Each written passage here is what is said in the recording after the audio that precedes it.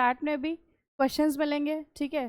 Primarily देखो, ideally हमें करना तो सारे टॉपिक्स चाहिए पार्ट ऑफ स्पीच के, noun pronoun, subject of agreement, prepositions and all. But अभी जो ज़्यादा इंपॉर्टेंट है, जहाँ से क्वेश्चंस जो है ना, जिनका आरओआई बहुत अच्छा है, लाइक कम मेहनत में ज़्यादा आंसर्स करेक्ट होने की पॉसिबिलिटीज़ है, पहले हम वो टॉपिक्स को कवर करेंगे, ठीक है। So today we'll discuss about noun. What is noun, guys? First question. Adya? Person, place, animal or thing. Everything. Noun is... Adya, just look around this room and tell me what is not noun.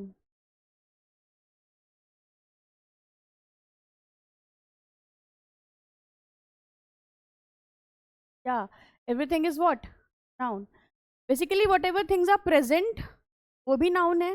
जो present नहीं है, वो कहाँ है? वो abstract में है, तो वो भी क्या है? So basically noun is everything. But फिर भी हमने उसको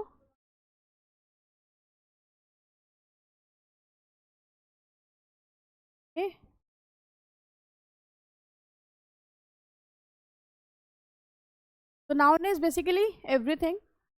ये बहुत इजी मेथड है इसको याद करने का। आप नेम, पर्सन, प्लेस में आप कंफ्यूज हो जाते हो, कुछ चीज़ें ऐड करते हो, कभी कभी भूल जाते हो, बट व्हेन आई से एवरीथिंग दैट इज नाउन। अब इस एवरीथिंग को 5 पार्ट्स में डिवाइड किया गया है। First is proper noun, all the names. Second is common noun, common noun बाद पे आएंगे। उसके बाद हम आते हैं कलेक्टिव नाउन पे। जो भी चीज़ें ग्रुप्स में एग्जिस्ट करती हैं वो कलेक्टिव नाउन में चली गई। जो भी मटेरियल है, गोल्ड है, सिल्वर है, सैंड है, ब्रिक है, वट सिल्वर है, जितने भी मटेरियल्स एग्जिस्ट करते हैं वो सब क्या है? मटेरियल नाउन है।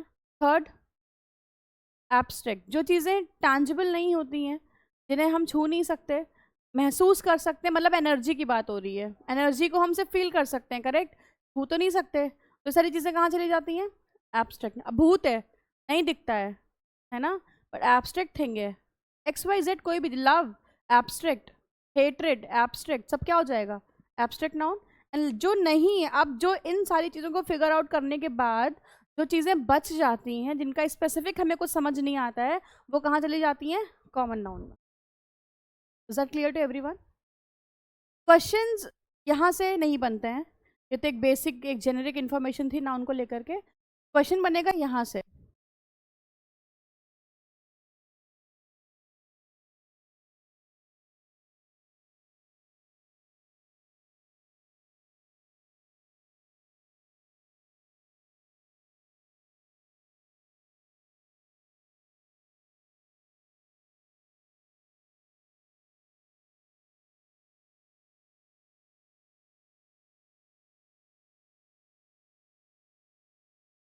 The sceneries of Jammu and Kashmir are enchanting.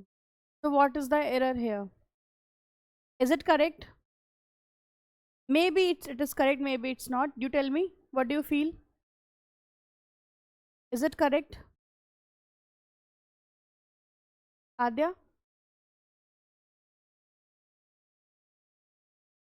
Then tell me what's wrong in this.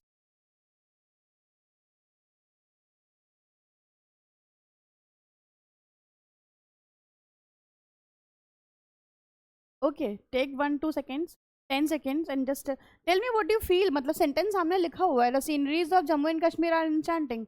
Is it wrong or right?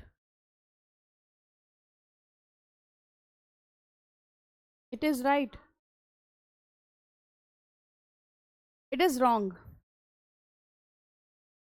If it should be written like this, the scenes of J&K are enchanting, तब ये correct होता। क्योंकि noun में या overall इस दुनिया में sceneries जैसा कुछ भी एग्जिस्ट नहीं होता है। It is always scenery. आंखें जहां तक देख पाती हैं वो सब क्या होता है? सीनरी। व्यू बोलते हैं ना, what a view, what a scenery. तो हमारा जो विजन होता है वो लिमिटेड नहीं होता है उस टाइम पे, है ना। 360 डिग्री में पूरा हम जो है देख रहे, बहुत दूर तक कुछ चीज़ों को हम सच में देख पा रहे होते हैं माइंडफुली, कुछ चीज़ों को हम सिर्फ बर्ड व्यू की तरह देख के चले जाते हैं, लेकिन है तो वो पूरा एक क्या? सीनरी ना। तो सीन्स हो सकता है या फिर सीनरी, सीनरीज नहीं होता है। लिखिए कॉपी में, there are certain nouns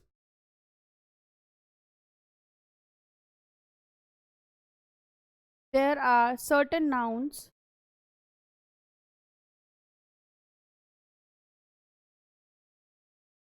which are always used, which are always used in a singular number.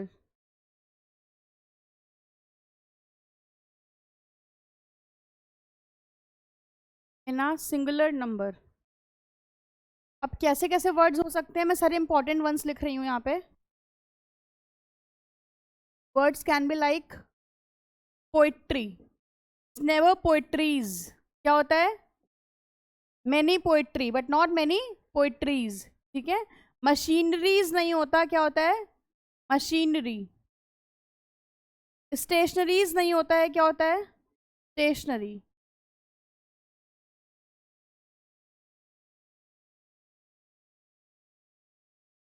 नहीं होता है. हाँ, बताऊंगी अभी वो. और वो वैसे भी नाउन नहीं, दैट्स वर्ब. तो पोइट्री, मशीनरी, स्टेशनरी लिखिए. Knowledge, never like knowledges, knowledge.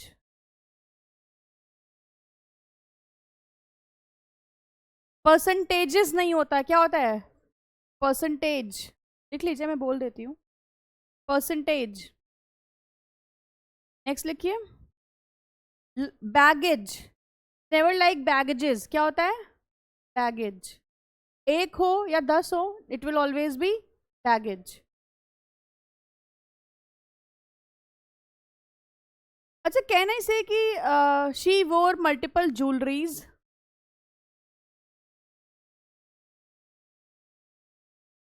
2 necklace पहने हैं तो, 10 रिंग्स पहनी है तो.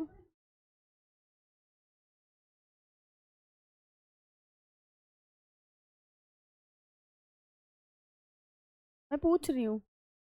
तो ज्वेलरी भी कैसा रहता है? हमेशा ज्वेलरी ही रहता है. दिल नेवर बी. हाँ, jewelleries, it always be jewellery. ठीक है, लिख लीजिए.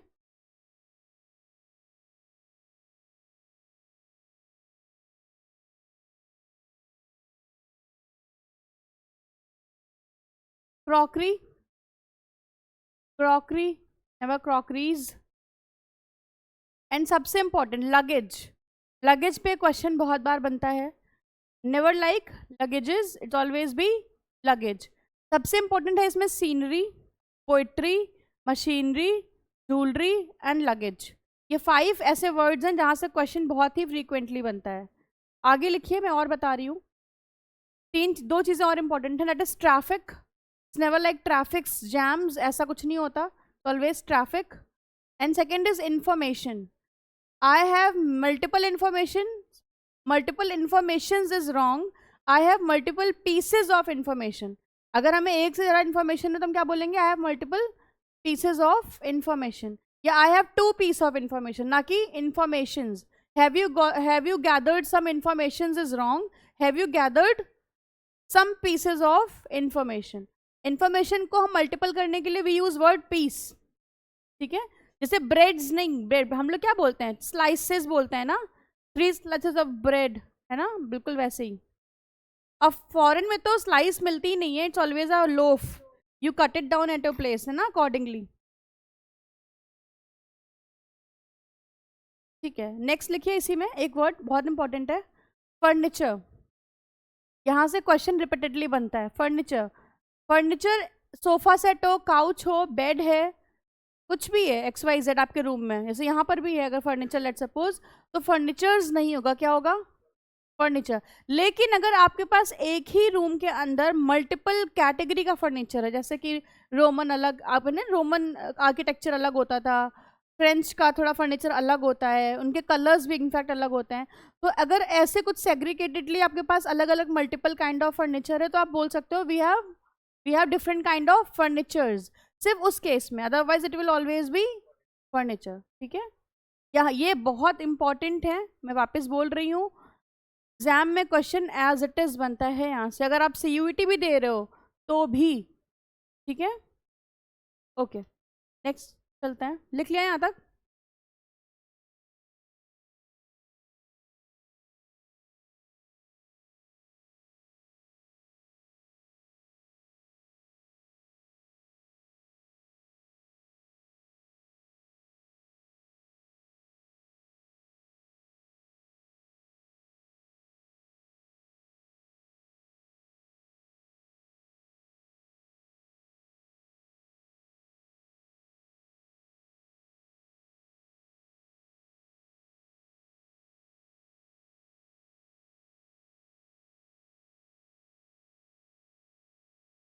विच वन इज करेक्ट?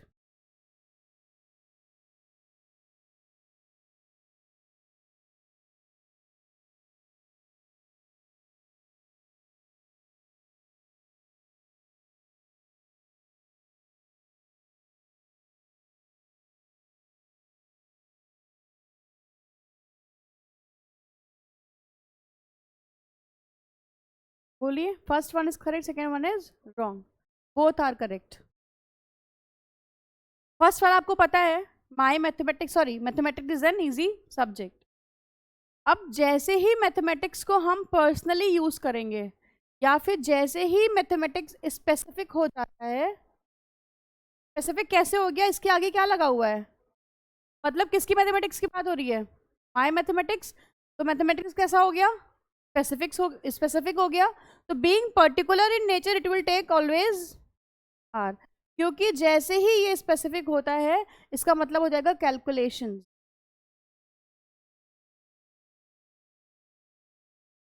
ठीक है, गेटिंग? एग्जामिनर ऐसे ही फंसाता है। ऊपर वाला सबको पता है, मैथमेटिक्स एन इजी सब्जेक्ट सबको पता है, लेकिन जैसे ही मैथमेटिक्स क्या हुआ, पर्टिकुलर हो गया। मैंने बोला लेट सपोज मैं बात कर रही हूँ सुजल की, मैंने बोला his mathematics are not clear, तो मतलब कैलकुलेशन में प्रॉब्लम है ना। मैंने बोला the mathematics of this project is sceptical, are sceptical, क्योंकि स्पेसिफिक हो गया, प्लूरल लेगा अपने साथ। ठीक है, the mathematics of this project are sceptical, मतलब क्या, कैलकुलेशन में क्या है, कुछ झोल है, कुछ स्ट्रेंज है ना। समझ में आ रही बात? लिखिए, certain nouns, certain nouns are plural forms of noun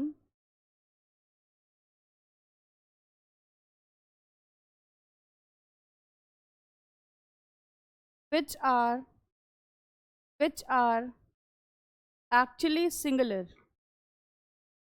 which are actually singular.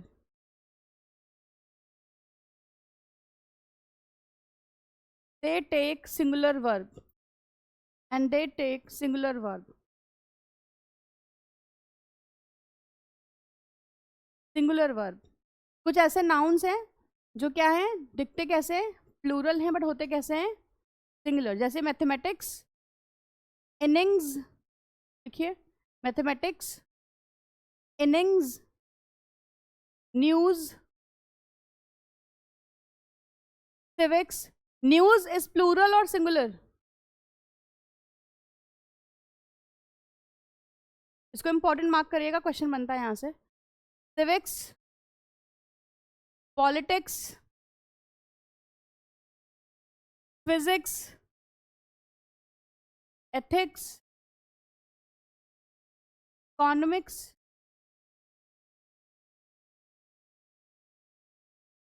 Measles, measles बीमारी होती है, measles, mumps, MUMPS, mumps, rickets बीमारी होती है, नहीं पता है आप लोगों को, kits?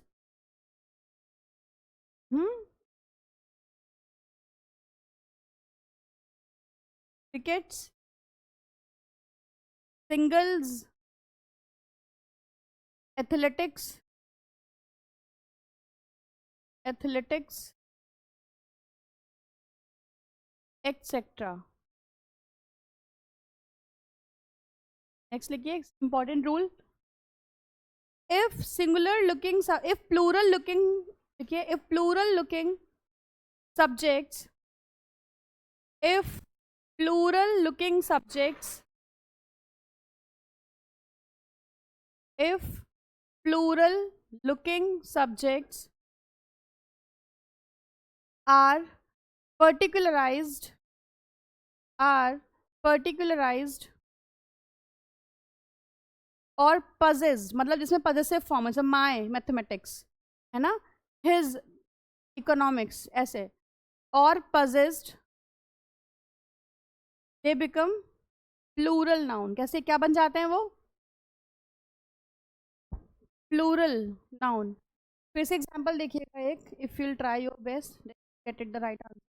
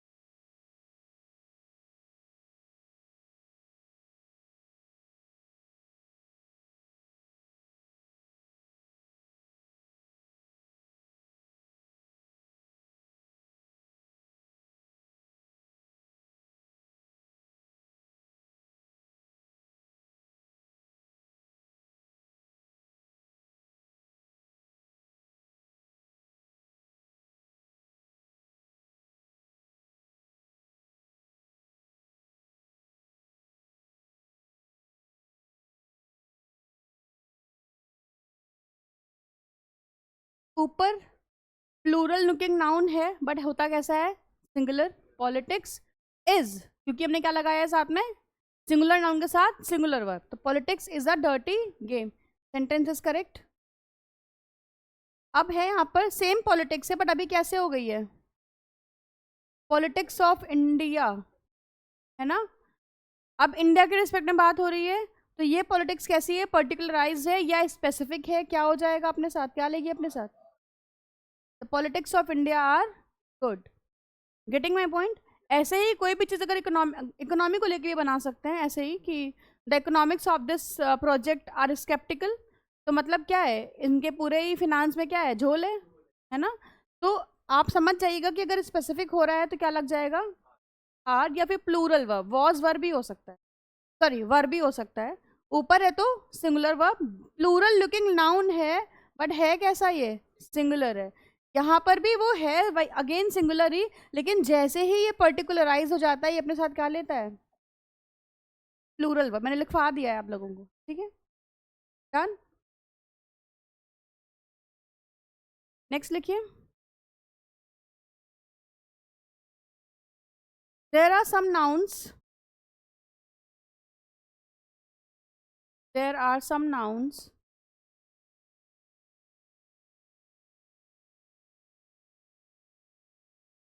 there are some nouns which are plural, which are plural in form and take plural verb with them.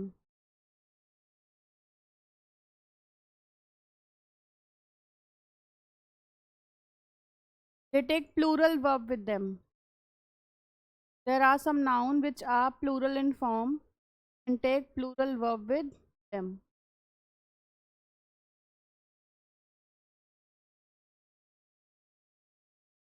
मैंने बोला yesterday he wore black trousers. Is it correct? Yesterday he wore black trousers.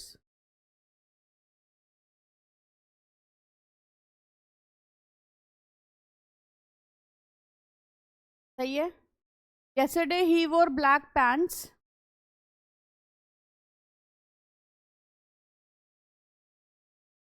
सही है पक्का, pants।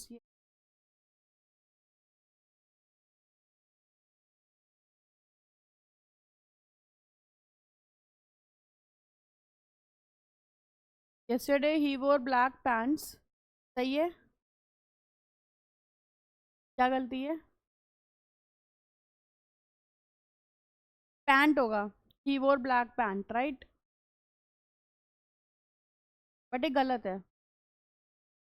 आप दो पैरों में पहनते हो तो आप क्या पहनते हो, pants. You never wore pant. You wear jeans, you never wore jean. समझ में आ रही बात, ये पेयर में एग्जिस्ट करता है और प्लूरल होता है। पैंट्स लिखिए,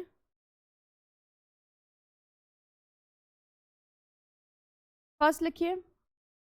कुछ इंस्ट्रूमेंट्स के नेम हैं जो हमेशा प्लूरल जैसे ही दिखते हैं और प्लूरल वर्ब लेते हैं, जैसे अपने साथ पहला वर्ड है bellows, BALLOWS, bellows, bellows, BA bellows, bellows.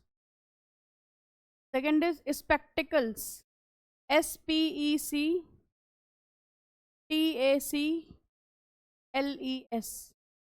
spectacles. ठीक है, नेक्स्ट लिखिए scissors, ये सबको पता होगा, scissors. नेक्स्ट लिखिए tongs, tongs.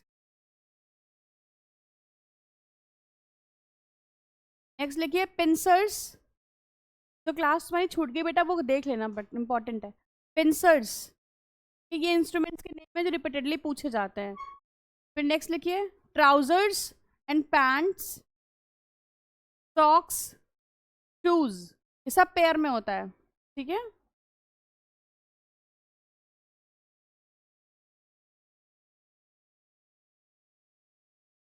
नेक्स्ट लिखिए कुछ ऐसे नाउन्स हैं जो अगेन प्लूरल इन नेचर से. अर्निंग्स, नेवर लाइक अर्निंग, क्या होता है? अर्निंग्स. लिखिए स्वीपिंग्स, झाड़ू जो लगाने को हम लोग बोलते हैं, sweepings. Earnings, sweepings. Ashes, it's never like ash, वो सिर्फ अभिषेक बच्चन की है. एशेज, एशेज लिख लिया. और जो सबसे इंपॉर्टेंट है वो है वेजिटेबल्स.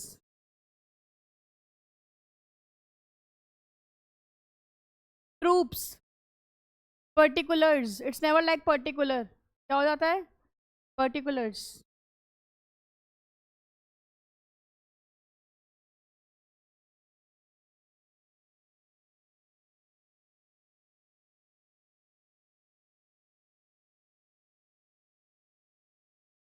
डन. ये मोस्ट इंपॉर्टेंट चीजें हैं, यहाँ से ग्रामर के क्वेश्चंस 100% तरीके से बनते हैं. ठीक है, नेक्स्ट रूल देखते हैं.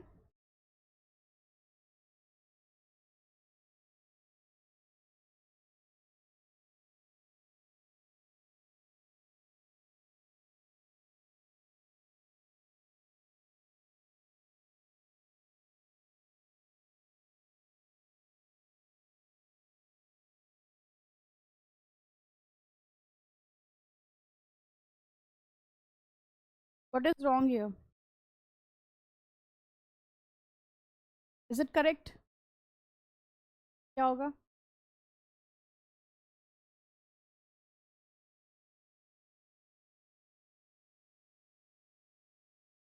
अंश क्या लगता है?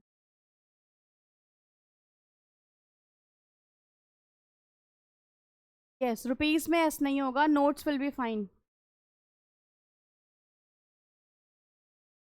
क्यों? क्योंकि रूल कहता है हाइफन के बाद का जो नाउन होता है, hyphenated noun is never in plural form. लिखिए hyphenated noun, hyphenated noun does not have plural noun.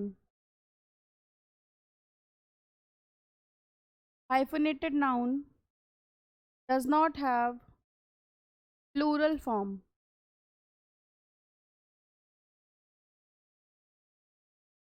कई बार लिखा होता है ही स्टेज इन 5 स्टार्स होटल, तो क्या हो जाएगा? 5 स्टार, स्टार्स नहीं. ठीक है, हाइफन के बाद कोई भी नाउन आएगा वो कैसा होगा? Singular in nature. अब एक बार रिवाइज करिए कि यहाँ तक कोई डाउट है क्या आपको? Okay okay, tell me, do you have any doubt till this, till these rules? Till here, do you have any doubt, guys? पक्का? आगे चले? Okay. Now tell me, police is singular or plural? अच्छा ठीक है, और simple पूछता है. Police is coming और आर कमिंग?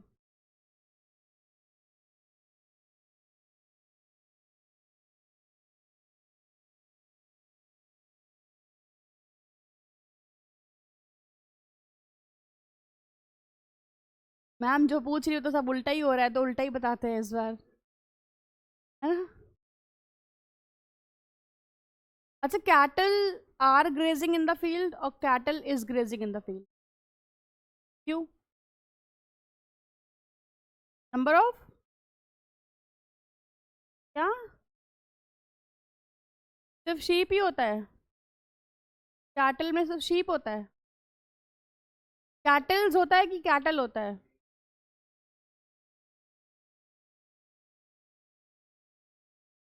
पैसे वेस्ट हो गए डीपीएससीएमएस में तुम लोगों के, लिटरली।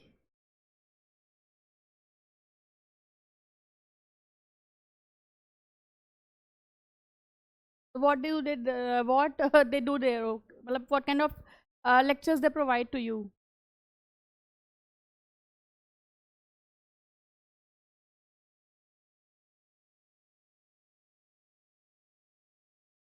मतलब they just provide you sheet, you solve it. Okay.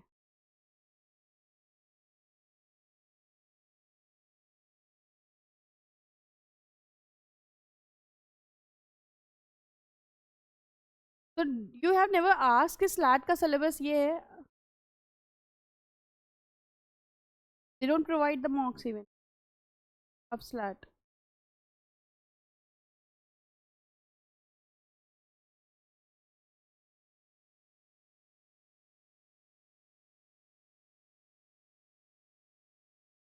That's strange,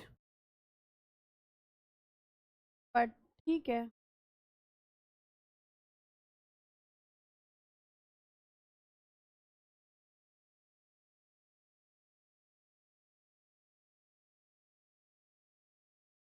And they ask you like 80-85,000 na? Sometimes they charge for 1 lakh also. 120 na?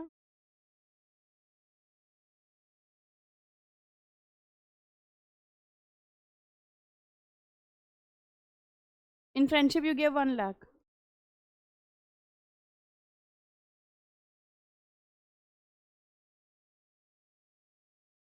And you feel it is worth it?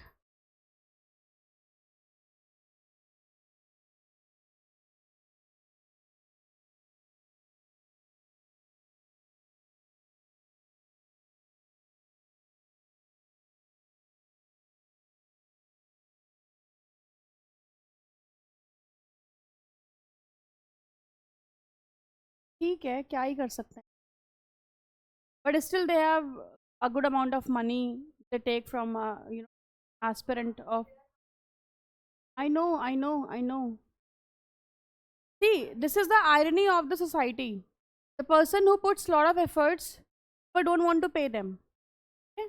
And one who is sitting in a big brand city, okay, and not even looking, not even bothering what you are going through, what you are actually you are in need. Okay, you guys just go there and they pay 1 lakh, 2 lakh, and just come at their place sitting happily. Ki, oh my god, I have taken admission in a big brand coaching. Problem is this only.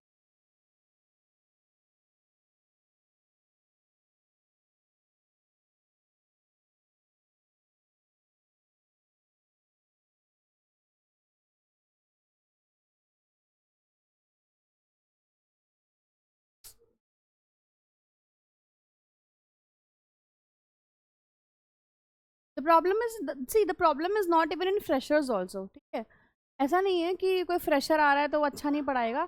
The reason is when the environment is not good, people don't want to just stay there.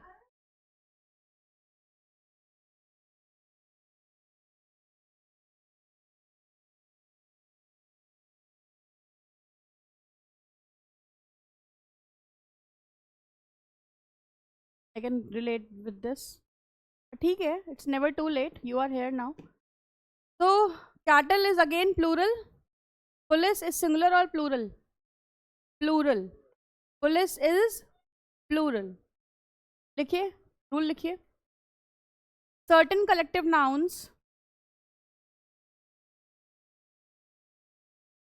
Certain collective noun. Though singular in form. Certain collective nouns. Though singular in form. Though singular in form. They take. Sorry, singular in form, they treated as plural. They treated as plural. Singular होते हैं पर treatment कैसा मिलता है इन्हें? Plural. ठीक है, सबसे पहला वर्ड लिखिए इसमें, poultry. Poultry. Second is cattle. Cattle से क्वेश्चंस बहुत बनते हैं, इसको इंपॉर्टेंट मार्क करिएगा, cattle. Next is vermin, VERMIN, vermin. What is vermin guys? ये vermin, idea? Vermin is a category of animals जहां पर उनको मारने पे हमें कोई क्रिमिनल एक्ट का ऑफेंस नहीं लगता। चूहे को मारने में कभी सुना किसी को जेल हुई हो? ब्लैक बग मार देंगे तो?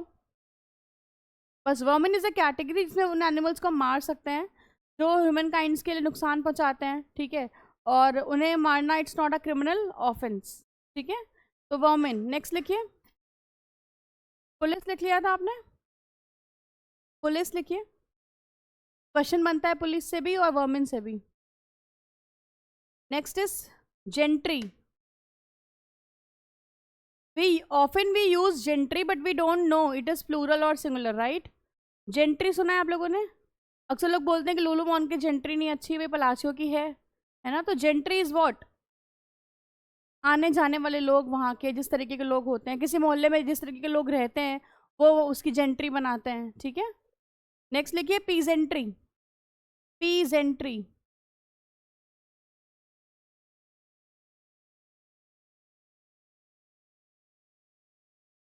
Okay, now tell me, these are the only rules that you all have to do. अभी और भी हैं, ऐसा नहीं है, बट अभी जो स्ट्रेट फॉरवर्ड रूल्स थे वो इतने ही हैं, कुछ अभी मैं और भी करवाऊंगी। बट आप मुझे बताओ कि do you guys have any doubt till here, क्योंकि ये बहुत एक्सट्रीमली इंपॉर्टेंट टॉपिक है, ठीक है।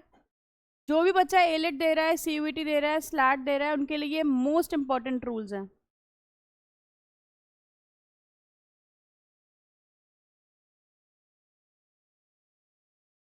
डन। अब कुछ बेसिक सिंगुलर प्लूरल की बात कर लेते हैं, जहाँ से क्वेश्चन थोड़े बन जाते हैं। अगर आपको आता है तो बहुत अच्छी बात है, नहीं आता है तो फिर सीख जाएंगे हम। What is the plural of father in law?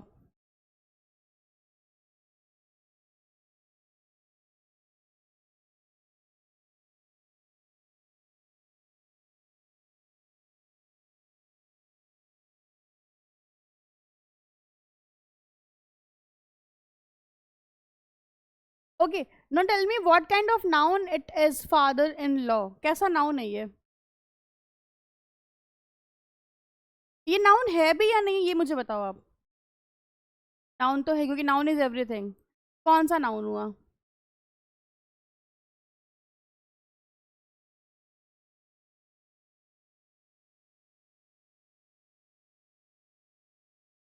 What is the full name? Adya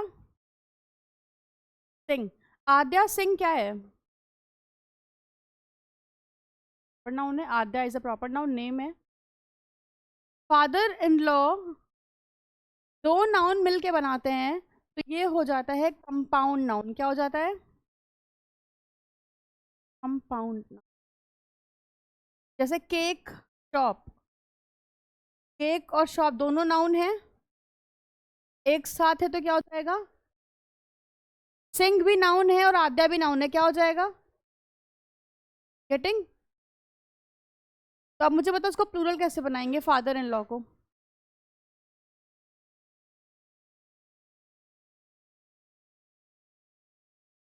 it would be fathers in law. हमें नाउन को करना पड़ेगा प्लूरल ना बेटा, लॉज में नहीं। क्या करेंगे? This would be fathers in law. लिख लीजिए आप लोग, मैं बोल देती हूँ क्या ही लिखूं। Fathers in law.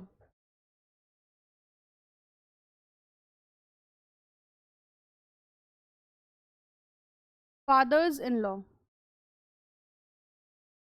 Likewise daughter in law होगा तो daughters in law, mother in law होगा तो सब कर लेंगे इस टाइप से। ओके, नेक्स्ट मुझे बताइए, if the word is written maid servant, maid hyphen servant, तो क्या बनेगा प्लूरल?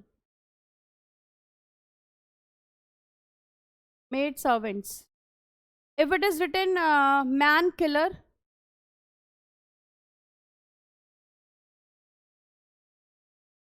कंपाउंड नाउन, वहाँ पर हम यूज़ कर रहे थे, यहाँ पर ये कंपाउंड नाउन अपने आप में कंप्लीट नाउन है, तो हमें उसको प्लूरल करना है। नाउन तो प्लूरल हो सकता है ना, तो हमें वहाँ पर उस नाउन को प्लूरल करना है।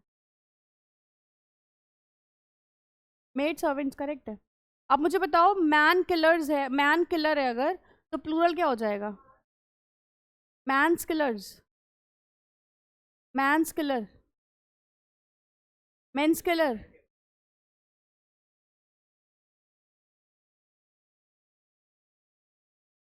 क्या बोलूँ मैं? इसीलिए पता है मेरा विश्वास उठ चुका है अच्छे स्कूल से।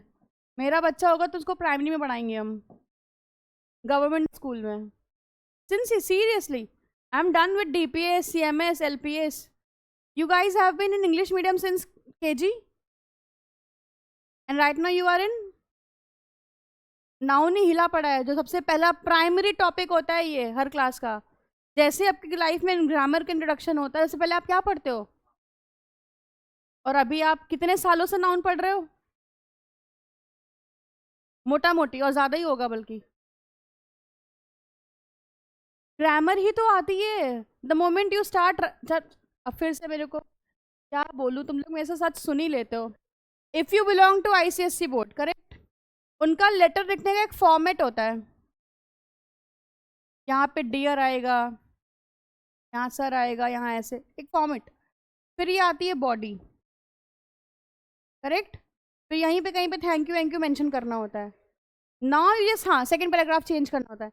Now you just tell me, कितने बच्चों के स्कूल में फॉर्मेट नहीं, बॉडी लिखना सिखाया गया है? फॉर्मेट तो आप गूगल भी कर सकते थे ना, उसमें सिखाने वाली चीज़ क्या है? ये कोई सिखाने वाली चीज़ है? बेटा आपको डियर यहाँ पे लिखना है तो मैंने बता दिया। Tell me, if you belong to very great school of Lucknow, तो कौन से स्कूल में ये लिखना सिखाते हैं? अब आप मुझे बताओ, आप रियल लाइफ में अगर आप किसी को, आपको अगर किसी बैंक मैनेजर को एप्लीकेशन देनी है, किसी डिस्ट्रिक्ट मजिस्ट्रेट को देनी है, किसी को भी देनी है, CDO को देनी है, तो वो आपका फॉर्मेट देखेगा कि बच्चे यूपी बोर्ड वाला है, ICSE बोर्ड वाला है, या CBSE बोर्ड वाला है, या वो यहाँ से इम्प्रेस होगा? ये लिखना क्यों नहीं सिखाते स्कूल में? तो है जवाब।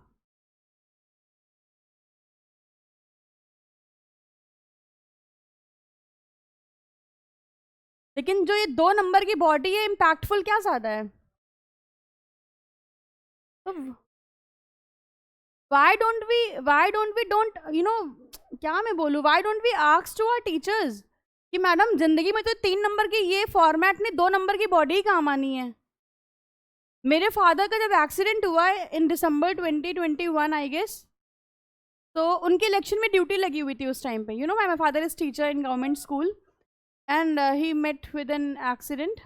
तो उनकी सर्जरी हुई थी, तो सर्जरी में एटलीस्ट 1 मंथ तो बेड रेस्ट करना ही पड़ता है अनडाउटेडली, बट उनकी ड्यूटी लग चुकी थी इलेक्शन में। And BJP government is very strict regarding duties and everything. और मेरे पापा हैं भी बहुत ऑनेस्ट किस्म के, थोड़े से प्रिंसिपल वाले इंसान हैं। तो उन्होंने मुझे बोला कि बेटा BSA ऑफिस चली जाओ मेरी फाइल लेकर के, and just right one application on my behalf, ठीक है। और क्योंकि ही इज़ नॉट केपेबल, हाथ में भी चोट थी, पैर में भी चोट थी, तो मैं गई, मेरे घर के जस्ट पीछे ही BSA ऑफिस है, सिविल लाइंस के जस्ट पीछे सीतापुर में। मैं BSA ऑफिस गई, वहाँ पे कुछ लोग मुझे मिले, देन देवर लाइक कि मैम अब हमारे हाथ में तो कुछ है नहीं, ड्यूटी व्यूटी कैंसिल कराना, इलेक्शंस को तो कुछ ही दिन बचे हैं, आप CDO ऑफिस चली जाइए। CDO बैठता है विकास भवन में, शायद DM के बाद कोई है अगर अधिकारी तो वो CDO ही है, ये तो पता ही होगा आपको। तो उधर मैं गई तो मेरी एक फ्रेंड मुझे जानने वाली मिल गई, वो उसने IIM लखनऊ से कोई फेलोशिप का प्रोग्राम किया है, तो she works under public projects, तो CDO के साथ ही बैठी हुई थी। तो मैंने अंजलि को देखा, मैंने कहा ओ माय गॉड वाई, मतलब I was so happy to see her. मैंने कहा oh my god you have become bureaucrat. तो उसने तो मुझे अलग लेकर के गई, मुझे बताया कि ऐसे ऐसे उसने कोर्स किया है। But then too I wrote an application, you know, literally बता रही हूँ, एक सिंपल सी एप्लीकेशन लिखी थी जिसका बॉडी से कोई मतलब नहीं था CDO साहब को, कि आप ICSE बोर्ड को रिप्रेजेंट कर रहे हो तो you should be right dear sir, not respected sir, ठीक है। The body was so impressive कि literally he made a comment कि आज की डेट में एक अच्छी एप्लीकेशन मैं देखने को तरस गया हूँ, लोगों को लिखना नहीं आता, people not able to express their views, express their things. नहीं लिख पाते, क्या शब्द को चूज करें उन्हें नहीं पता है, और पूरी जिंदगी में स्कूल में क्या पढ़ते हैं, फॉर्मेट। अब look at the irony of the education system. इसीलिए आपको सीयूईटी डिफिकल्ट लगता है, क्लैट डिफिकल्ट लगता है। आइडियली अगर देखा जाए तो ये एग्जाम्स 12th के बाद बने देने के लिए, तो मतलब 12th तक आपको इतना सिखा दिया जाता है अकॉर्डिंग टू साइकोलॉजी कि आप इन एग्जाम्स के लिए प्रिपेयर्ड हो, लेकिन आपको 1/4 भी नहीं सिखाया जाता है।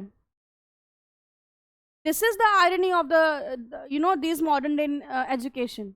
यही प्रॉब्लम है, इसलिए आपको सफर करना पड़ रहा है, इतने धक्के खाने पड़ रहे हैं। तो man killer would be man killers.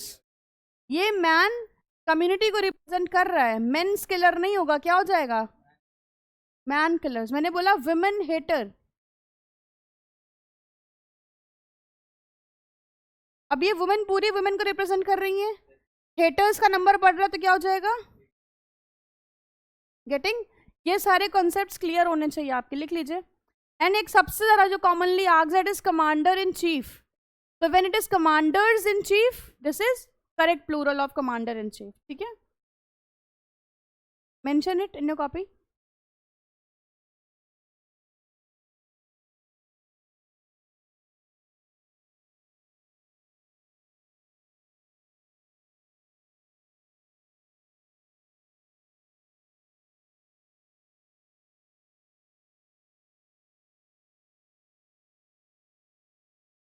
Just a minute.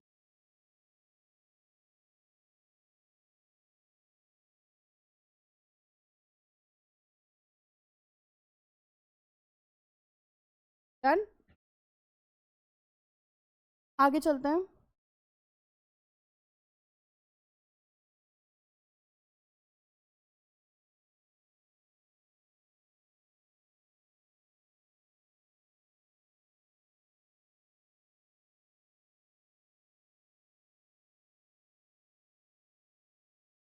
हाय बेटा।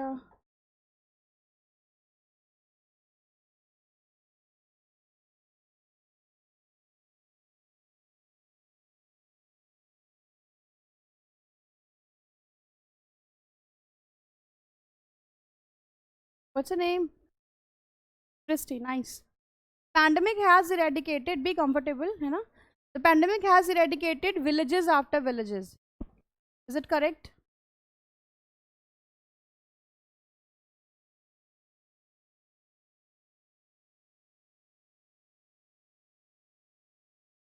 वाई, विलेज तो एक ही है, विलेजेस बहुत सारे हैं। सुनने में अच्छा नहीं लग रहा है, हाँ?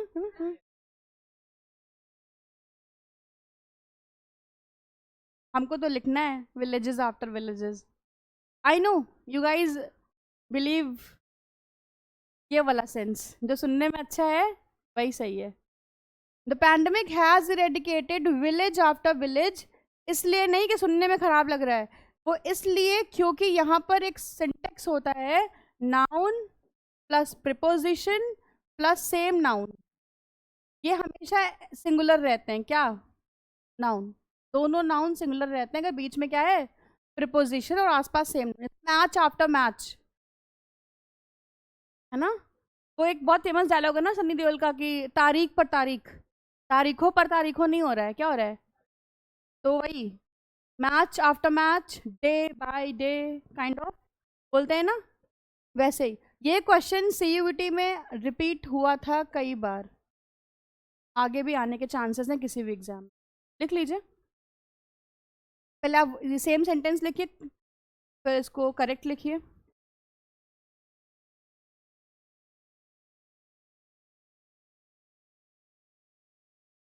आप ऐसे लिखिए, noun plus preposition plus same noun remains always, remains singular in nature, singular in use. और फिर उसके नीचे लिखिए village after village, match after match, row upon row, word for words.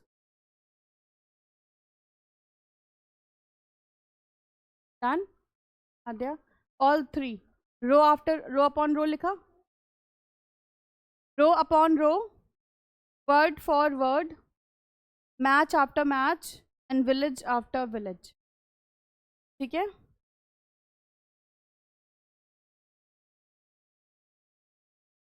Done, आगे चले। किसी को समझ में आ रहा है ये क्या है, क्या है फॉर्मेट में?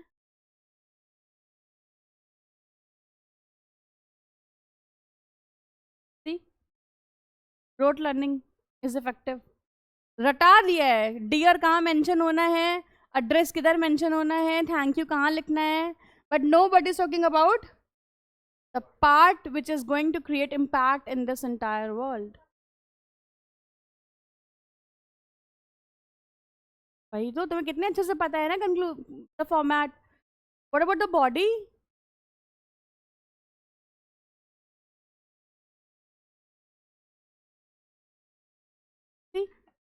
कितना अच्छा रटाया हुआ है। हाँ, that is what I am saying ना, कि आपका ग्रामर हिला पड़ा है, you don't understood noun, you don't know even noun, ठीक है। एंड एग्जाम स्कूल्स में क्या कराया जा रहा है, बॉडी, मार्क्स मिलेंगे, डियर लिखना सीखो, थैंक यू कहाँ पे mention. I have also from ICSE board ना, तो I have been through the same tunnel, I do understand कि what kind of things you know are going on in this world. तो पहले भी same था। अगर आपको लग रहा है कि आपकी एजुकेशन में और मेरी एजुकेशन में कोई डिफरेंस है, आई am telling you zero difference है। मेरे पास टाइम मशीन नहीं है कि मैं आपका हाथ पकड़ के लेके जाऊं आपको अपने स्कूल। सेम ऑरा, सेम माहौल, same system, same kind of teachers, everything is same. हमारी भी क्लास में सिर्फ बॉडी सिखाई जाती थी, and teacher use to mark like this, यहाँ पे रेड अंडरलाइन कर दिया, लेट सपोज ये 2 नंबर का है तो 1 पॉइंट, ये हाफ मार्क्स कहाँ कटा है, ग्रामेटिकल मिस्टेक है। जो चीज आपने सिखाई नहीं उस पर मार्क्स आप कैसे काट सकते हो? You have not told me. आपके स्कूल में भी होता होगा, आप कॉम्पोजिशन लिखते होंगे, उसमें अंडरलाइन मार्क कर देते होंगे, मार्क्स कट हो जाते हैं, होता होगा आपके साथ भी, और आपने कभी पूछा नहीं। तो व्हाई डोंट यू आस्क?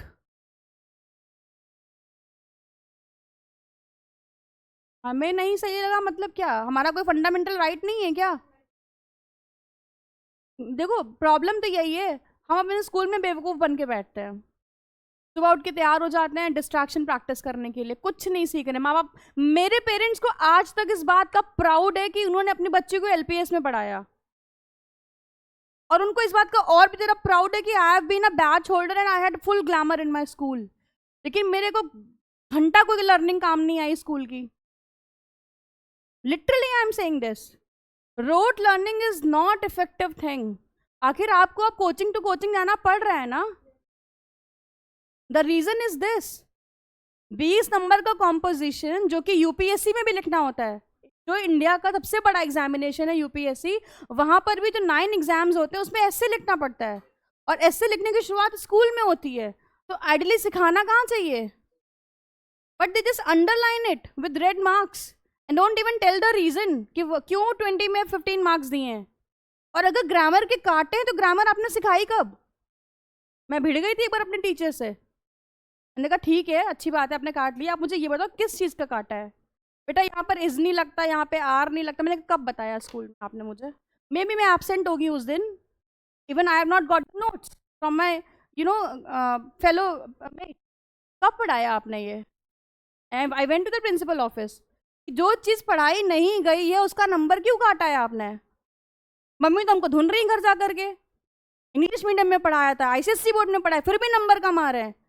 जो मुझे पढ़ाया नहीं किया वो मैं कैसे लिख के आऊँ इस एग्जाम में?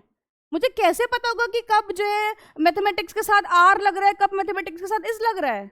अब बताओ तो मुझे लगता है सेम चीज़ आपके साथ भी होती होगी, आपके मार्क्स कटते होंगे, घर वाले सुनाते होंगे इंग्लिश मीडियम पढ़ा रहे हैं, आईसीएसई बोर्ड से पढ़ा रहे हैं, बेटर से बेटर प्रोवाइड कर रहे हैं, then you are you know आपके मार्क्स कम आ रहे हैं आईसीएसई बोर्ड में या किसी भी बोर्ड में इंग्लिश में। पेरेंट्स को बहुत, आज भी इंडियन पेरेंट्स की मेंटेलिटी ये है कि if their ward is able to speak, is able to listen, is able to read English, they are extremely proud of it, ठीक है। But if you are lacking in this kind of things, सब मेहनत बेकार। ये Britishers की psychology हमें Indians में इतनी ठूस ठूस के भरी गई है ना कि इंग्लिश बोलने वाले को हम क्या समझते हैं, सुपीरियर। कल एक मिला था ना आदमी 2 कौड़ी का, Aadya, and he was speaking a good fluent kind of English, and just look at the attitude, no please nothing, if you can help me then you please do it. ये तरीका है भीख मांगने का मतलब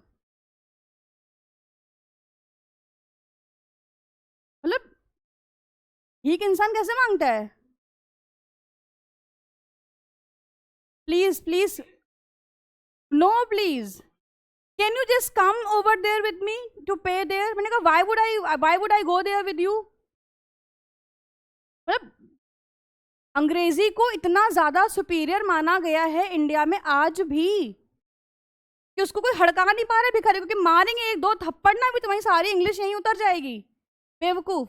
बोल सकती थी मैं भी, बट कोचिंग के बाहर थी, माहौल थोड़ा अलग होता है। यही मेरे घर के बाहर तो मैं समझा सकती थी कुछ भी उसको, प्रॉपर यूपी के तरीके में मैं समझाती उसको। द रीजन इज हमारे जो रूट्स हैं, जो हमारी लर्निंग है, उसमें एक चीज पेरेंट्स के दिमाग में डाल दी गई कि बच्चा अच्छी इंग्लिश बोल रहा है मतलब पढ़ने में अच्छा है, नहीं कर पा रहा है तो वो पढ़ने में अच्छा नहीं है। और स्कूल में मार्क्स काटे जाते हैं, आपके भी कट होते होंगे, लेकिन कोई रीजन नहीं बताता। तो आप लड़ो अपने हक के लिए। क्लैट के एस्पिरेंट हो यार, अपनी लड़ाई नहीं लड़ोगे, कल को दूसरे के कैसे क्लाइंट्स आप हैंडल करोगे? You just ask for it कि जो चीज़ आपने सर सिखाई नहीं मैं कैसे सही कर दूं, आप बताइए मुझे। मुझे तो मिल गए थे पूरे full marks, whole 25 out of 25। 25 number का आता है कॉम्पोजिशन ICSE बोर्ड में। हाँ 25 मार्क्स का।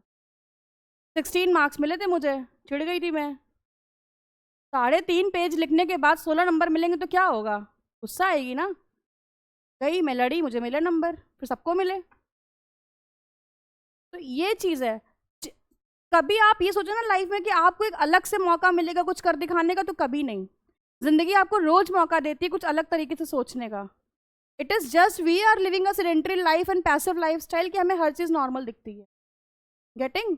तो do ask every time when you don't understand anything, क्योंकि आपके पेरेंट्स बहुत मेहनत का पैसा स्कूल में देते हैं।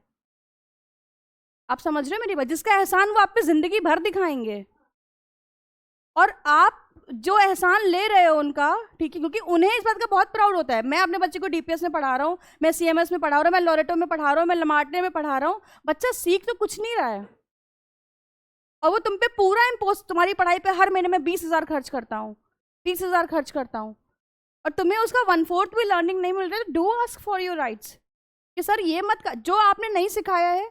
आपने फॉर्मेट सिखाया, मैंने एकदम डिट्टो सही लिखा है, ठीक है। आपने बॉडी नहीं सिखाई तो मैं कैसे कर दूं सही? आप एक बॉडी लिखवा दो, मैं वही रट के लिख दूंगी। When people will start asking these kind of questions to their teachers ना, आई एम टेलिंग यू, ये पूरा माहौल बदल जाएगा। बच्चा चुप होके बैठता है स्कूल में, 6 घंटे वो सिर्फ चुप बैठता है, यहाँ वहाँ बातें करता है, टाइम काटता है, पढ़ता भी नहीं है, टाइम काटता है स्कूल में वो। और वो 8 घंटे, आप जिंदगी के 12 साल आपने काटे हैं, कितने घंटे हो गए? 1 साल में कितने दिन होते हैं? एक बहुत बड़ा टाइम आपने सिर्फ डिस्ट्रैक्शन को प्रैक्टिस किया है ना। How can you expect to yourself कि अब आप एकदम से फुल ऑफ कॉन्सेंट्रेशन हो जाओगे? तो चेंज योर डेली हैबिट्स, तब जाके वो एक बड़ा सा एटीट्यूड चेंज होगा। सेम चीज को प्रैक्टिस करते करते सेम ही रिजल्ट आएगा बेटा। And same happens in big brands coachings also. उन्हें भी पता है बच्चा स्कूल में चुप रहता है तो यहाँ क्या बोलेगा। जहां आप रोज जा रहे हो वहां तो आप बोल नहीं पा रहे हो, हफ्ते में 2 दिन में क्या बोलोगे आप? And look at the irony, एक बच्चे को पढ़ाया इसलिए जाता है कि वो तेज बने, उसको कोई दबाए नहीं, उसके फंडामेंटल राइट्स उसको पता होने चाहिए। यही सोच तो थी ना, आप लोगों ने कॉन्स्टिट्यूशन में पढ़ा होगा। एजुकेशन क्यों जरूरी थी?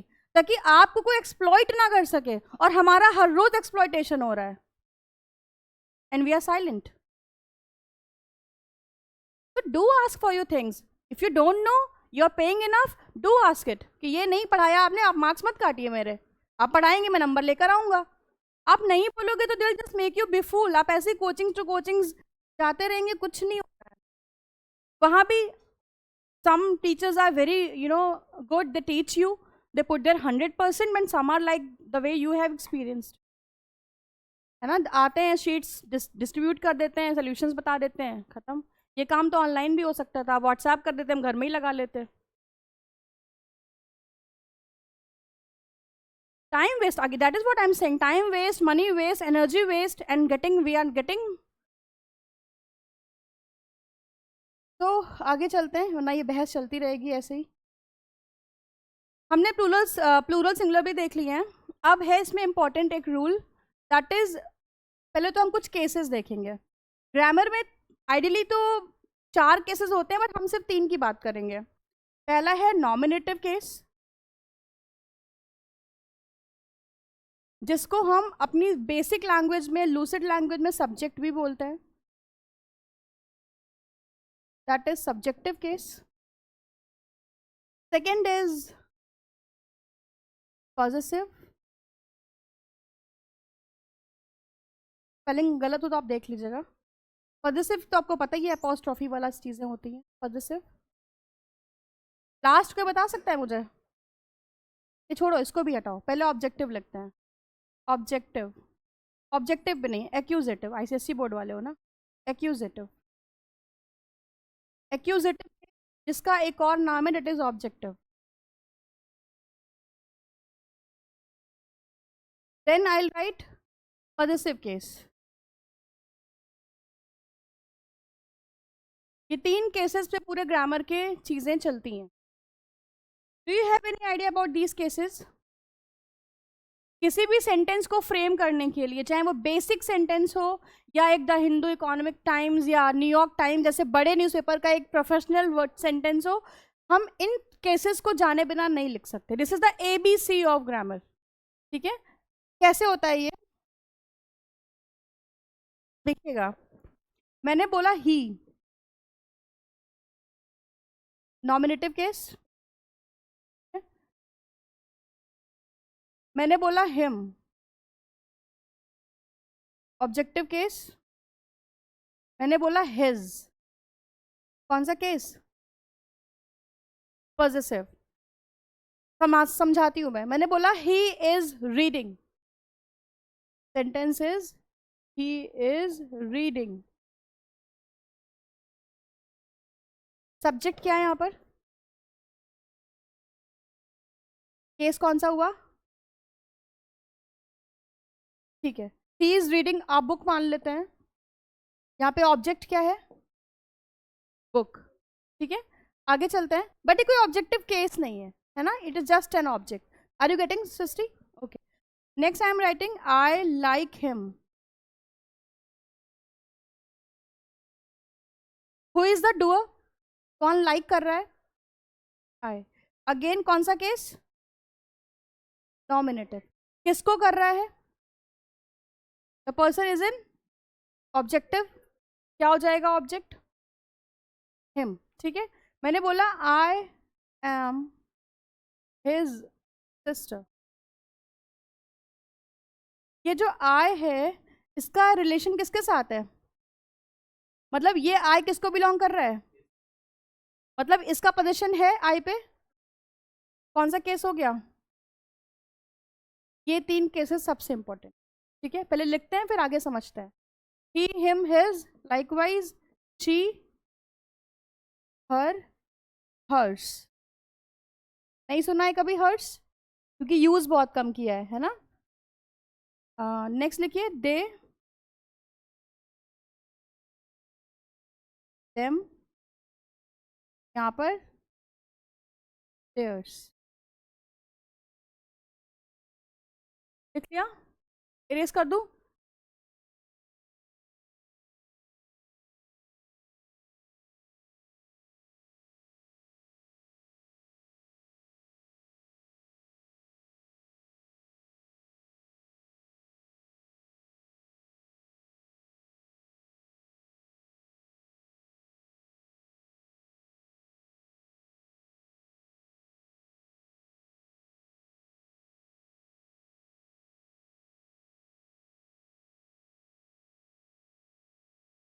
Likewise,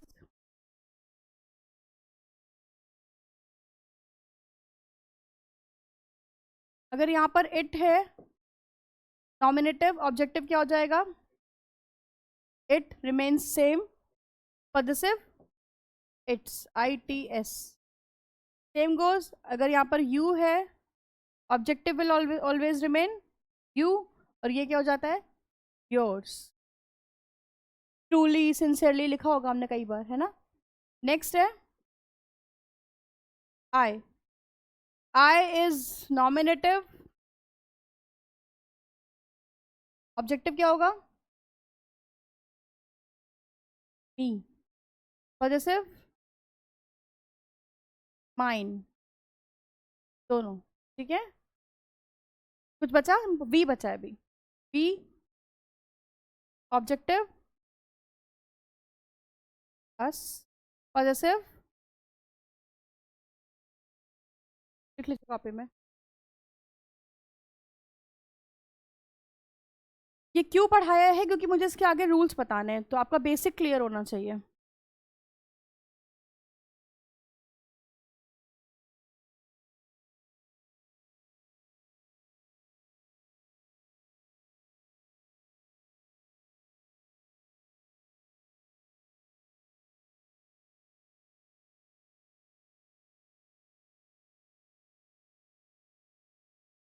done guys. मैंने बोला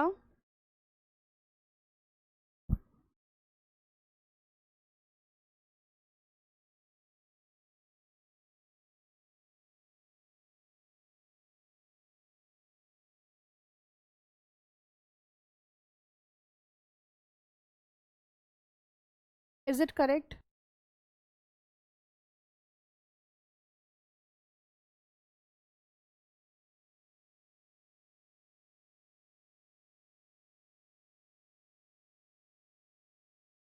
स्कूल में तो यही पढ़ाया गया है, तो गलत पढ़ाया गया है. क्यों गलत पढ़ाया गया है, मैं बताती हूँ. ही क्या है हमारा, नॉमिनेटिव केस. ये क्या है हमारा, हम कंपेयर कर रहे हैं. क्या कर रहे हैं, कंपेरेटिव डिग्री है, कंपेयर कर रहे हैं. अगर मैं एक सब्जेक्ट को, मैं अंश को कंपेयर करूं कि Ansh is not strong enough as this podium is, तो क्या ये करेक्ट होगा. क्यों,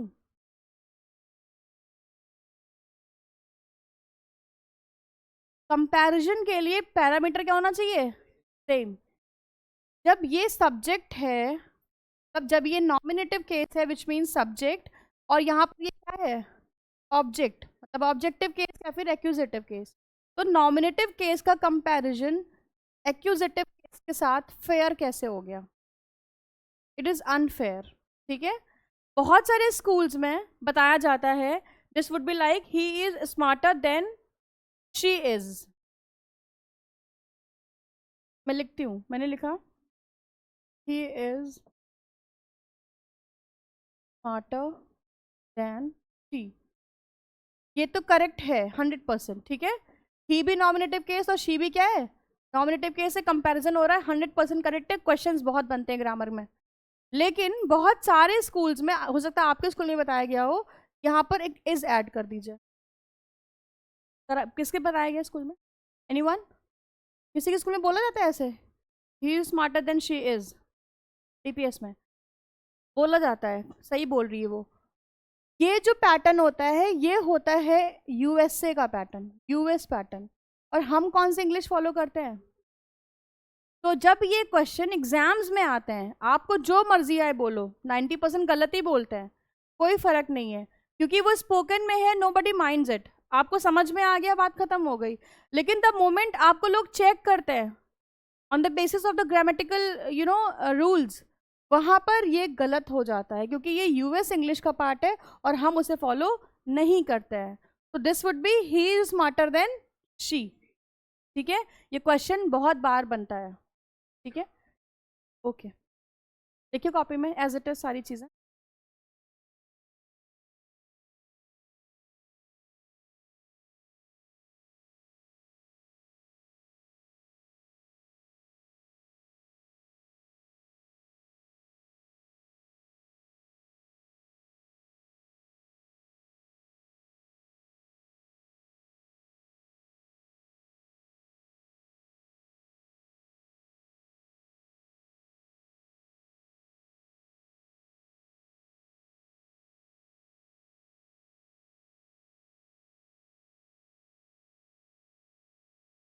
हाँ ओके। अगर ये कभी ऐसे भी लिख के आ जाए, श्याम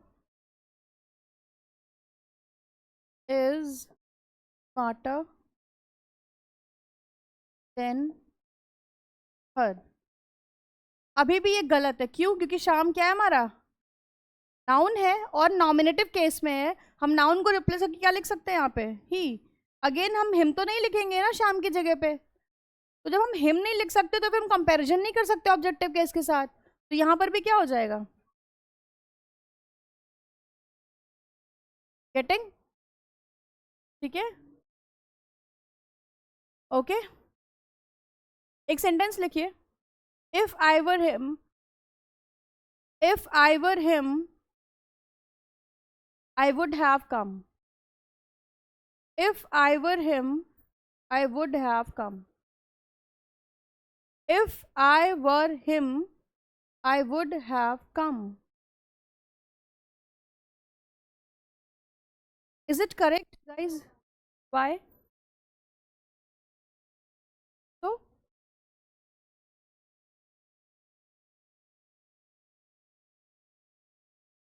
मैं जब भी ग्रामर पढ़ाती हूँ ना, मुझे स्कूल्स पे बहुत गुस्सा आता है। ये हर कोचिंग में होता है मेरे साथ। मैं, आप लोग तो फिर भी छोटे हो, मैं कैट एस्पिरेंट्स को भी जब पढ़ाती हूँ उनकी हालत भी आप जैसी होती है, तो मैं उन पे भी गुस्सा करती हूँ। अब जैसे उस बच्ची ने बोला कि मैम आई वर नहीं होगा, ये एक रूल है ग्रामर का कि जब भी कोई भी इमेजिनरी बात होगी आप क्या लगाओगे हमेशा, वर। अब मैं होता, ये इमेजिन ही तो कर रहे हैं, है ना।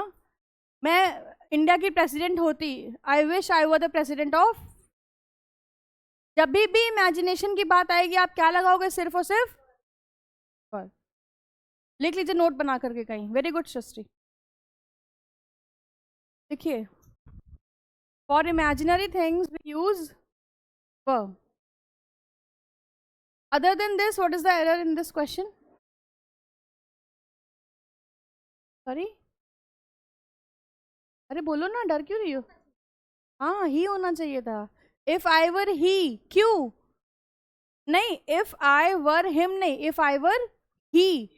हम एक नॉमिनेटिव केस की जगह ऑब्जेक्टिव केस को कैसे रिप्लेस कर सकते हैं?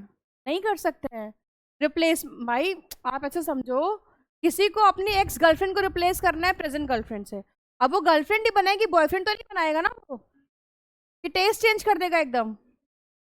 आप पर्सन टू पर्सन चेंज कर सकते हो ना। I don't need Aadya this time, I need Srishti, but मैं आद्या की जगह अंश को नहीं ले सकती ना। अब मान लो अंश का ब्रेकअप हो गया, अब क्या, अब मैं लड़कियों से नहीं, अब मेरे को लड़का चाहिए। वो depends on taste to taste and person to person. But 9 grammar में अगर सब्जेक्ट है तो फिर आप सब्जेक्ट ही रखेंगे, ऑब्जेक्ट है तो ऑब्जेक्ट। सिंपल है, क्लियर है एकदम। उनके भी टेस्ट डिफाइंड है। जैसे ही लिखा हुआ है यहाँ पर इफ आई वर हिम नहीं, इफ आई वर ही, क्योंकि आई की जगह पे किसी को जाना है और आई क्या है, एक नॉमिनेटिव केस है, तो जाने वाले भी क्या होना चाहिए, एक नॉमिनेटिव केस होना चाहिए। तो this would B if I were he I would have come. Correct कर लीजिए उसको। अरे अंश मजाक चल रहा है।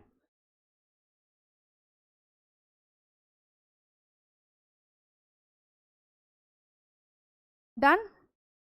अब है इस टॉपिक का लास्ट रूल, मतलब लास्ट टॉपिक, फिर हम क्वेश्चन सॉल्व करेंगे। अगर टाइम कम बचता है तो हम थोड़े से कम आरसी सॉल्व करेंगे आज, but topic is really important, ठीक है, इसको छोड़ नहीं सकते। आगे है इसमें पॉजेसिव केस, जो कि लास्ट टॉपिक है यहाँ का। Possession you all know, in grammar how do we express it, by apostrophe. Apostrophe S मान लेते हैं, पूरा लिख देते हैं, ऐसे नहीं, ऐसे ना। कौन सा वाला सही है?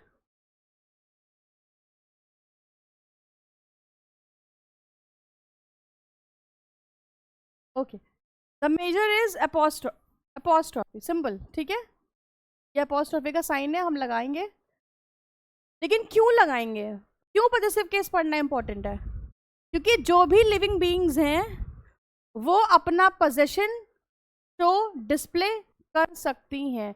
ये चेयर नहीं रिजेक्ट कर सकती कि हम आद्या को नहीं बिठाएंगे, लेकिन आद्या रिजेक्ट कर सकती है या फिर बोल सकती है कि this chair is mine, correct. तो लिविंग बींग्स के पास इतना राइट है, नेचर ने भी इतना राइट दे रखा है कि आप अपना पोजीशन क्लेम कर सकते हो। पोजीशन को क्लेम करने के लिए हमें कुछ चाहिए था ग्रामर में, उसके लिए आया कौन? अपॉस्ट्रोफी। ठीक है, सिंपल है। अगर मैंने बोला कि कोई चीज राजीव को बिलोंग करती है तो I say Rajiv's car. Simple, this car belongs to.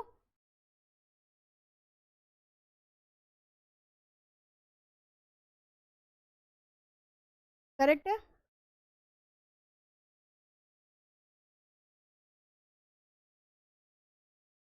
बढ़िया। एनीबॉडी? अरे बाप रे, इतना सीरियस माहौल। अरे जस्ट रीड इट लाउड, क्या है, क्या लिखा है मैंने? मैं तो अपोस्ट्रोफी एस भी लगा, यहाँ तो राजीव था, वहां गणेश क्यों हो गया?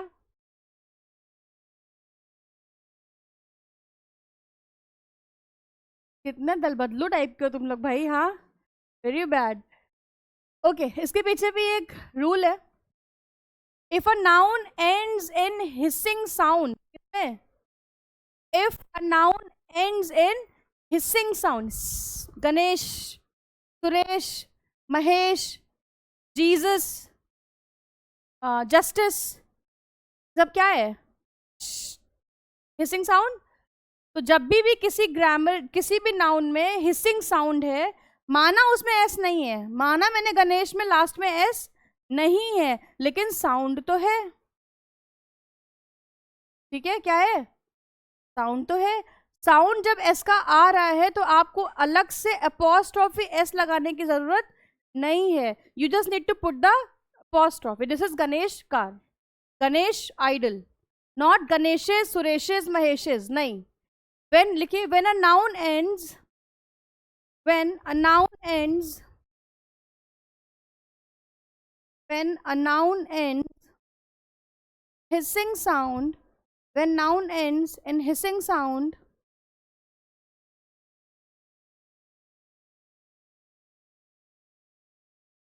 we don't put apostrophe s with the noun.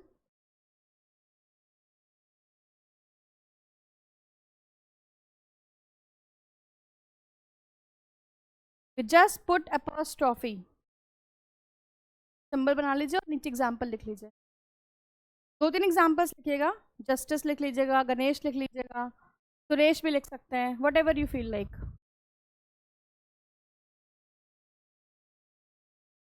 ठीक है,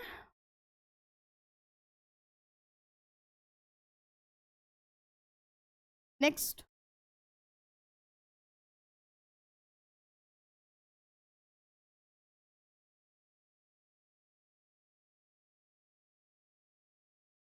ये सही है या ये छोड़ो, ये भी तो बहुत सिंपल हो जाए।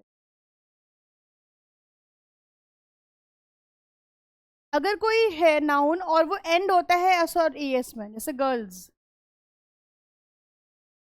मुझे बोलना है गर्ल्स हॉस्टल, दैट सपोज। अब गर्ल्स तो पहले से ही है, तो मैं क्या करना होगा? बस एक अपोस्ट्रोफी में काम हो जाएगा।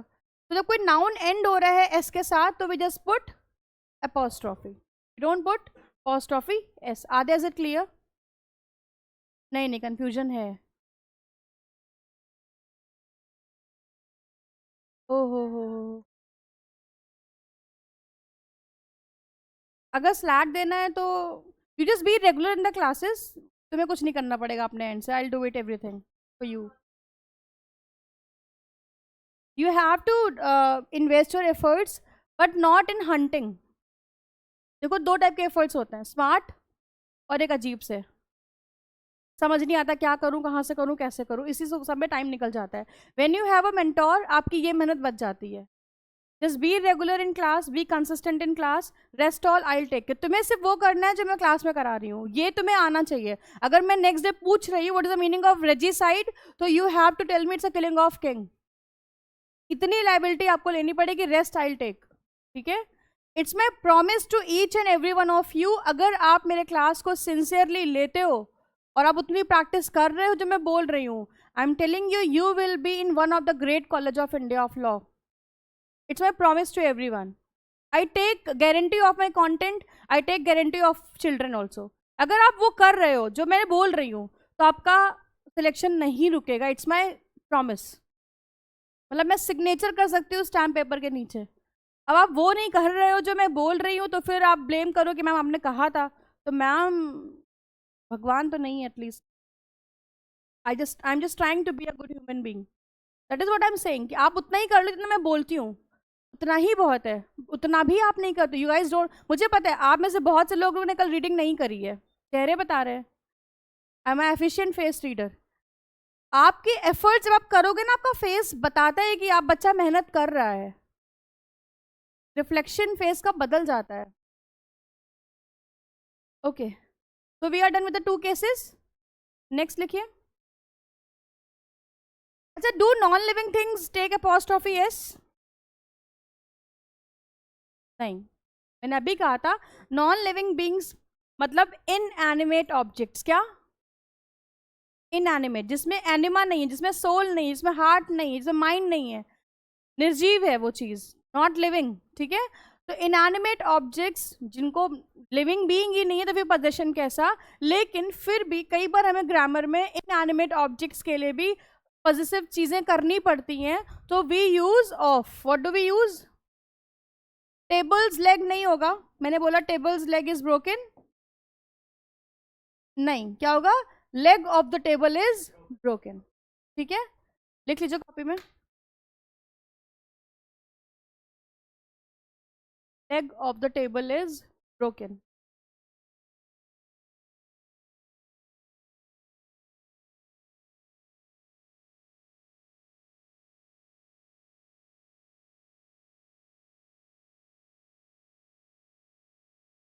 डन।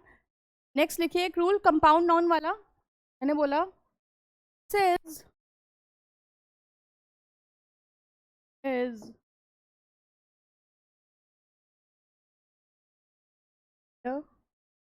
In chief order. अब बताइए मैं कहाँ लगाऊं मैं post office?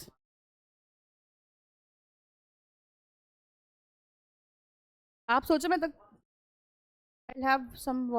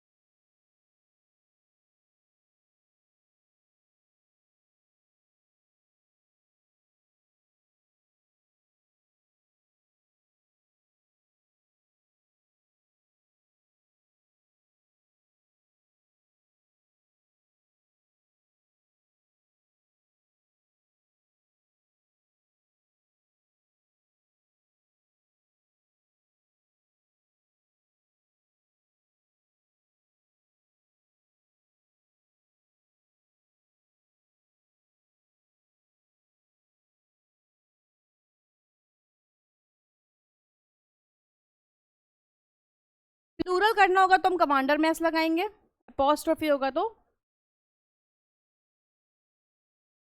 She is my mother in law's daughter. ठीक है, मदर्स इन लॉ डॉटर। ध्यान रखिएगा, एग्जामिनर जानता है ये सारी चीज़ें, क्वेश्चंस यहीं से बनते हैं, कंफ्यूज कर देगा आपको। एग्जाम में प्रेशर होता है, टाइम कम होता है, तो आपको गलत चीज़ें ज़्यादा जल्दी याद आती हैं, तो इसको just revise it multiple times. अब बचे हैं एक रूल और लास्ट, नहीं 2 रूल्स हैं। लिखिए एक sentence. My wife's my wife's my wife's secretary's my wife's secretary's mother has expired. My wife's secretary's mother has expired. Is it correct?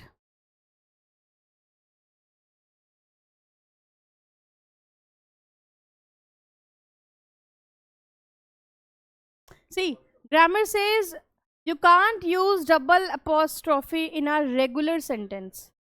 Regular समझते हैं ना, जो नॉर्मल सेंटेंसेस डेली लाइफ के होते हैं, उसमें हम डबल अपोस्ट्रॉफी का यूज नहीं कर सकते हैं. तो this would be the mother of my wife secretary has fired. अंश गेटिंग दिस? वहां पर वाइफ में भी अपोस्ट्रॉफी है और डबल अपोस्ट्रॉफी आया. डबल अपोस्ट्रॉफी एक रेगुलर सेंटेंस में नहीं आ सकता है. प्रोवर्ब चलेगी, कोई कोटेशन है, मतलब कुछ फिक्स टाइप का, कोई पुरानी ओल्ड सेइंग है, कोई एडेज है, चलेगा. बट रेगुलर सेंटेंस है तो it will not work. So it would be just one apostrophe, that is the mother of my wife's secretary has fired. देखिए कॉपी में, and mention it कि we don't use double apostrophe in a regular sentence.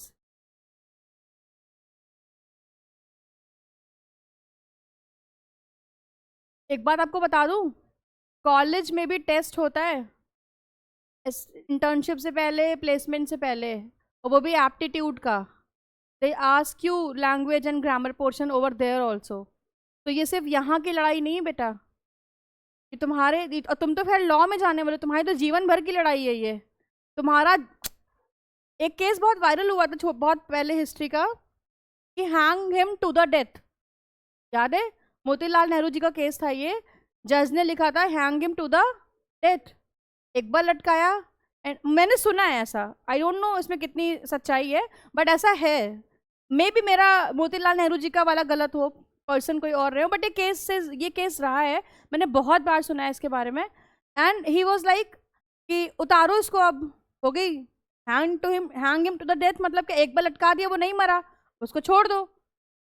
अब जजेस लिखते हैं hang him till the death, जब तक मर ना जाए तब तक. तो ग्रामर में इतना झोल हो जाता है. You are in the hospital, you are at the hospital, दोनों के मतलब अलग है.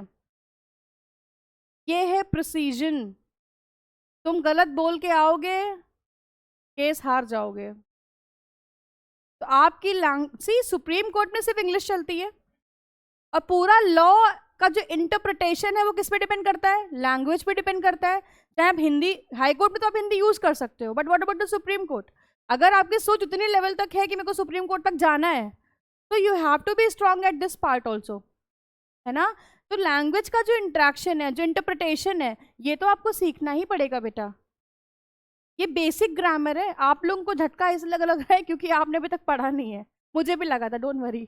मैं तो फर्स्ट डे आई थी कोचिंग से, तो मैं रोई थी बहुत, मम्मी मुझे कुछ नहीं आता, एलपीएस में सारे पैसे वेस्ट हो गए. बोली why? She was proud of this. मैंने कहा बस समझ में आ गया, मुझे कुछ नहीं आ रहा है, क्योंकि मेरे लिए भी बहुत नया था ये सारी चीज़ें. But then too I did lot of self study. पूरा 4 5 6 में बस एटलीस्ट आज की डेट में 7 to 10 बुक्स तो हैं ग्रामर की जो मैं पढ़ती हूँ. एक रूल को कई बुक से मैं देखती हूँ कि हाँ इसमें क्या है, इसमें क्या है, तब जाके मैं आपको ये चीज़ बोल रही हूँ कि चीज़ें आपको तो बहुत फिल्टर होके मिल रहा है ना? तो यही चीज़ है. आप जब अच्छे मेंटोर से मिलते हो, या फिर एक सच्चे मेंटोर से मिलते हो, अच्छा सच्चा एक ही बात है, तो आपकी जो ये हंटिंग की जो मेहनत है ना, वो बच जाती है. आपको सिर्फ फिल्टर वाला मिलता है कि अच्छा ये कर लो, हो जाएगा इतने से. वो भी बड़ी बात है. आजकल वही चीज़ तो नहीं मिल रही मार्केट में. पैसे तो सबको इंसान दे सकता है. हम तो पढ़ने ही निकले हैं, हमें कोई भी कोचिंग मिलेगी हम तो पैसा दे देंगे, लेकिन वो वर्थ भी तो होना चाहिए. The way you are facing, मुझे बहुत बुरा लग रहा है, बट क्या कर सकते हैं? तो बुरा लग रहा होगा.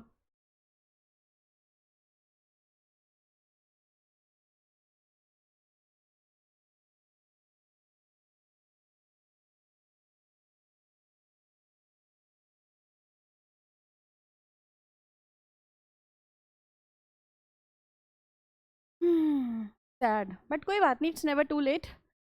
डन. एक लास्ट सेंटेंस लिखिए. अच्छा, कभी अगर ऐसे आ जाए every concern is no one's concern, ये करेक्ट है क्योंकि सेंटेंस कैसा है? Something like saying, adages, quote, not regular sentence. तो when sentence is not regular, हम उसमें क्या लगा सकते हैं? डबल अपोस्ट्रोफी यूज कर सकते हैं. बट रेगुलर है तो नहीं. और लेट्स सपोज मैंने बोला कि I can rely on your advice, not on somebody else. Somebody else होगा कि somebody else's? Somebody else's. Else में लगता है अपोस्ट्रोफी. नहीं पता है तो आप लिख लीजिए. कमांडर इन चीफ में भी मैंने चीफ में लगाया था. तो एवरीवन, या एवरीबडी एल्स, एल्स हम ये भी तो एक कंपाउंड नाउन हो गया ना, एवरीबडी हाइफन एल्स, तो अपॉस्ट्रोफी कहाँ जाएगा, एल्स में जाएगा। सिंपल है, लिखवा दूँ कि पता याद रहेगा, एवरीबडी एल्सेस, ठीक है। तो यहाँ पर हमारा जो टॉपिक है वो कंप्लीट हो रहा है। इतना ही मुझे आपको बताना था नाउन में, और इसके beyond I guarantee whatever you exam you are going to write till the validity of eligibility of class 12, कोई भी क्वेश्चन अगर इस टॉपिक से आएगा तो आप कर लोगे, चाहे वो CUET आप लिखो, चाहे आप क्लैट लिखो, स्लैट लिखो, MSCT दो, वट एवर, ठीक है। अब हमें करने हैं क्वेश्चंस प्रैक्टिस, तो I am sending with the PDF। They will be 50 questions, वो हम साथ में सॉल्व करेंगे, ठीक है। Just a minute.